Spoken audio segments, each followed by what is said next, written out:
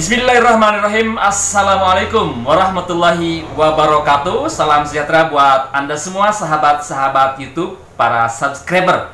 Mudah-mudahan kita senantiasa diberikan kesehatan lahir dan batin, dilapangkan rezeki, serta dilancarkan dalam menjalankan pekerjaan ataupun juga aktivitas sahabat-sahabat semua. Amin ya rabbal alamin.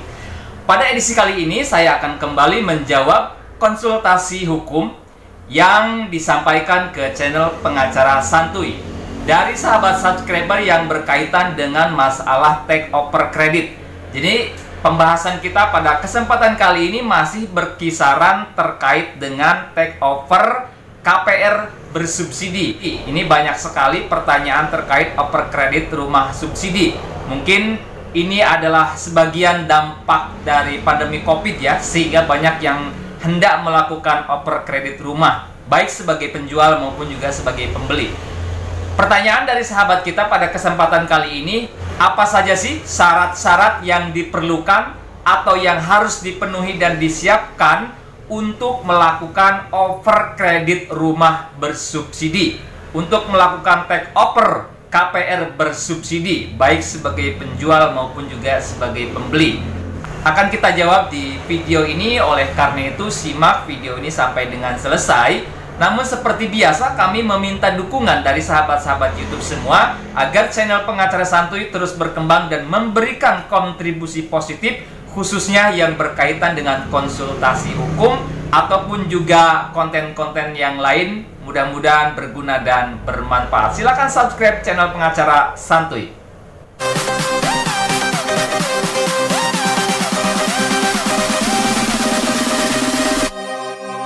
Baik sahabat-sahabat YouTube, para subscriber yang saya hormati, yang saya banggakan, terkait dengan syarat-syarat untuk melakukan over kredit rumah bersubsidi, itu memang ada dokumen-dokumen yang harus kita siapkan, khususnya bagi pembeli. Terkait dengan over kredit rumah bersubsidi ini, khususnya bagi si pembeli, harus bisa memastikan bahwa rumah bersubsidi yang akan kita ambil take over atau akan kita beli dan secara kredit untuk kita lanjutkan angsurannya, masa kreditnya sampai dengan lunas, si pembeli harus bisa memastikan rumah tersebut masa kreditnya sudah mencapai minimal 5 tahun.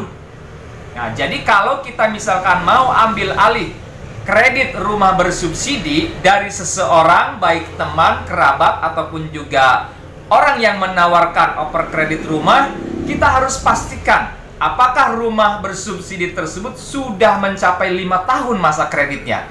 Kenapa? Karena sesuai dengan aturan hukum yang berlaku berkaitan dengan over kredit rumah bersubsidi, itu aturan hukumnya bahwa rumah bersubsidi itu bisa di-over kreditkan dengan syarat rumah tersebut masa kreditnya sudah mencapai 5 tahun. Jadi kalau belum mencapai 5 tahun, kemudian tetap dilakukan over kredit, maka apabila pihak bank pemberi KPR itu mengetahui, maka pihak bank bisa menuntut secara hukum atau memberikan teguran, sanksi, dan lain sebagainya. Jadi pastikan rumah subsidi tersebut sudah mencapai 5 tahun masa kreditnya.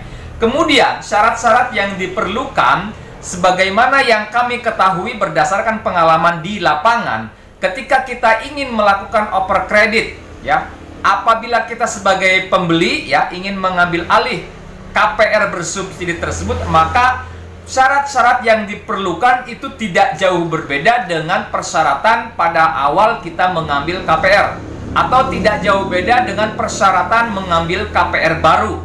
Di antaranya, sebagai pembeli harus melampirkan fotokopi KTP, kemudian fotokopi kartu keluarga, kemudian juga apabila sudah menikah nanti akan diminta ya fotokopi buku nikah, kemudian juga fotokopi NPWP ya, nomor pokok wajib pajak, kemudian juga kita akan diminta bukti slip gaji atau struk gaji, biasanya 5 bulan ke belakang bagi karyawan. Kemudian apabila berwira swasta, maka harus melampirkan surat keterangan usaha ya dari desa setempat.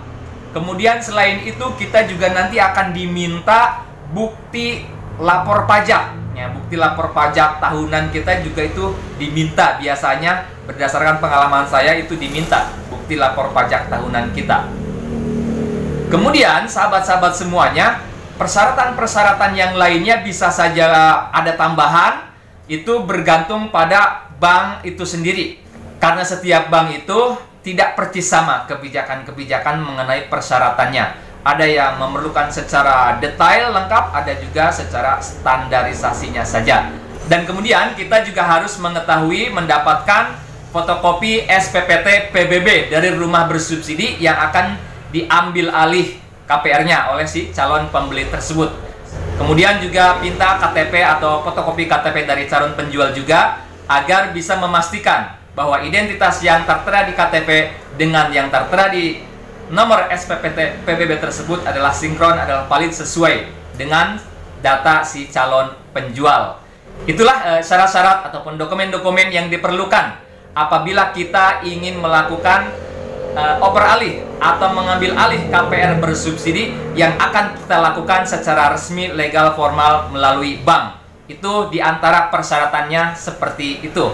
Mudah-mudahan bisa berguna dan bermanfaat serta menambah informasi, khususnya bagi Anda yang hendak melakukan oper kredit rumah ataupun yang ingin mengambil alih KPR bersubsidi. Mudah-mudahan bisa bermanfaat. Jangan lupa like, komen, dan subscribe channel Pengacara Santuy. Billahi taufiq wal hidayah. Assalamualaikum warahmatullahi wabarakatuh.